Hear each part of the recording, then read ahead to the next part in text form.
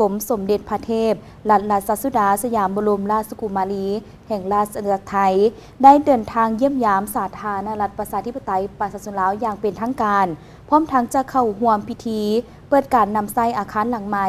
ของโรงเรียนวัฒนธรรมป้องกันความสงบอยู่แขวงเวียงจันทน์อีกด้วยสมเด็จพระกนิษฐาธิราชเจ้ากรมสมเด็จพระเทพรัตนราชสุดา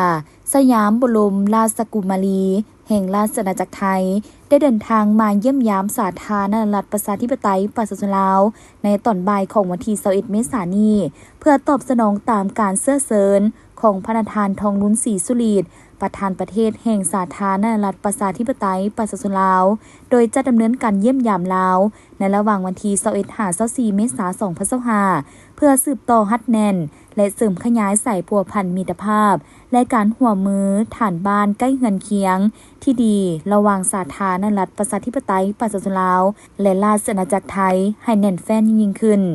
ในระหว่างการเยี่ยมยามกรมสมเด็จพระเทพจะเข้าร่วมเป็นประธานในพิธีเปิดกองประชุมวิชาการด้านการแพทย์และสาธารณสุขเพื่อเฉลิมฉลองครบรอบ25ปี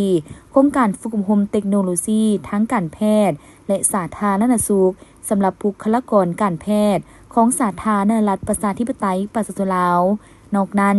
ยังจะเสด็จเยี่ยมยามและเข้าร่วมพิธีเปิดการนำไส้อาคารหลังใหม่ของโรงเรียนวัฒนธรรม